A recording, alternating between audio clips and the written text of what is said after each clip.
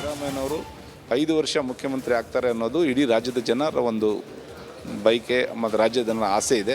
So high command ಏನು ತೀರ್ಮಾನ ಮಾಡುತ್ತೆ ನೋಡೋಣ. ಬಟ್ ಅಹಿಂದ ವರ್ಗ ಸಂಪೂರ್ಣವಾಗಿ ಬೆನ್ನಿಗಿದೆ. 100ಕ್ಕೆ 100 ಎಲ್ಲ ಸಮಾಜದ ವರ್ಗದ ಬೆಂಬಲ.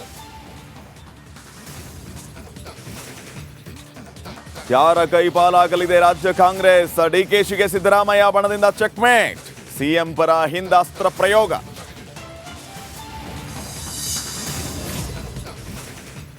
ಕೊನೆಗೂ ಸಿಕ್ತು ವೈಟ್ನರ್ ಹಾಕಿದ್ದ ಅಸಲಿ ದಾಖಲೆ.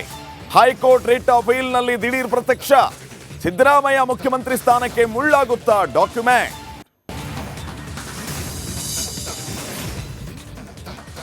ಬೆಳ್ಳಾರಿಯಲ್ಲಿ ಪ್ರವೀಣ್ ನೆಟ್ಟಾರು ಹತ್ಯೆ ಪ್ರಕರಣ. ಬೆಂಗಳೂರು ಸೇರಿ 16 ಕಡೆ ಎನ್ಐಎ ದಾಳಿ. ನಾಪತ್ತೆಯಾಗಿರೋ 7 ಆರೋಪಿಗಳಿಗಾಗಿ ಹುಡುಕಾಟ.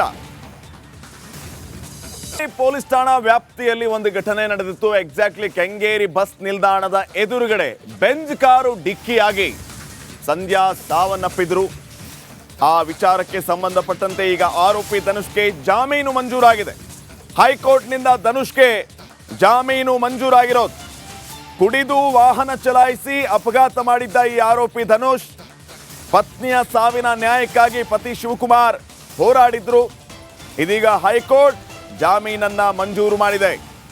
ಕೆಂಗೇರಿ ಪೊಲೀಸ್ ಠಾಣಾ ವ್ಯಾಪ್ತಿಯಲ್ಲಿ ಈ ಘಟನೆ ನಡೆದಿತ್ತು.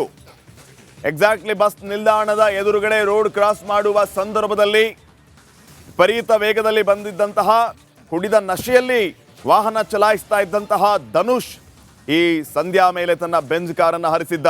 ಪರಿಣಾಮ ಸಂಧ್ಯಾ ಸಾವನ್ನಪ್ಪಿದ್ರು. ಈಗ ಇದೇ ವಿಚಾರಕ್ಕೆ ಸಂಬಂಧಪಟ್ಟಂಗೆ ಆರೋಪಿ ಧನುಷ್ಗೆ ಜಾಮೀನು ಮಂಜೂರಾಗಿದೆ.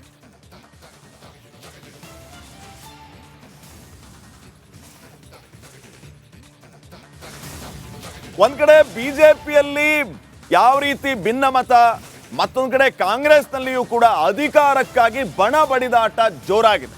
ಸಿದ್ದರಾಮಯ್ಯ ಪರವಾಗಿ ಕೆಲವು ನಾಯಕರು, ಡಿಕೆ ಶಿವಕುಮಾರ್ ಪರವಾಗಿ ಕೆಲವು ನಾಯಕರು ಬ್ಯಾಟ್ ಬೀಸ್ತಾ ಇದ್ದಾರೆ. ಅಧಿಕಾರಕ್ಕಾಗಿ ಕಾಂಗ್ರೆಸ್ನಲ್ಲಿ ಈಗ ಭುಗಿಲೆದ್ದಿದೆ ಅಧಿಕಾರ ಹಂಚಿಕೆಯ ಕಿಡಿ.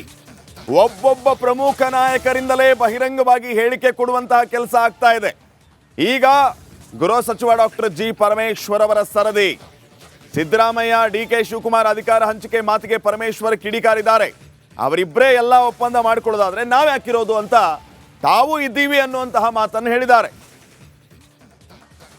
ಆ ಒಪ್ಪಂದ ಆಗಿರೋದು ನಮಗೇನು ಗೊತ್ತಿಲ್ಲ, ನನಗೇನು ಗೊತ್ತಿಲ್ಲಪ್ಪ.